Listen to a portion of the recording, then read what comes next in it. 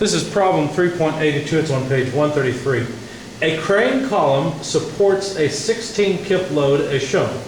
Replace the load with an equivalent system consisting of an axial force along AB and a couple. All right, well, let's sketch the system. We've got a column, apparently for a crane, on AB.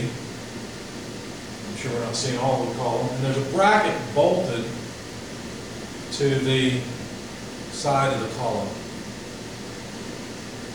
Bracket looks something like this. It doesn't really matter. It has a 16,000 pound, that's what a kip is, it's 1,000 pound, load over at 7 inches from the edge of the bracket. And the center line of the column is 5 inches off the side edge. And we're supposed to replace this with an equivalent force and moment acting along AB, the equivalent load on the column to this bracketed load. So I set up a coordinate system in the typical fashion, X, Y, Z coming out of the board at us. And the equivalent force is very simple. This force will remain the same even if I move it over to A, so that's pretty simple. It's just negative 16J kips. There's the equivalent force. We just move over. But of course, this force is causing a moment. So if I'm trying to figure out an equivalent load on the column without that bracket, then I figured out part of it, Fe, but notice that this force is going to tend to cause a moment, a clockwise moment. So there's also a moment in the Z direction. I could draw this coming out of the board. I don't know if this would be confusing. That's supposed to be along the Z direction. And that moment would represent the moment of that 16 kip force. I think a lot of students, when they're beginning, don't like the double-headed moment arrow, so I'll just draw it this way.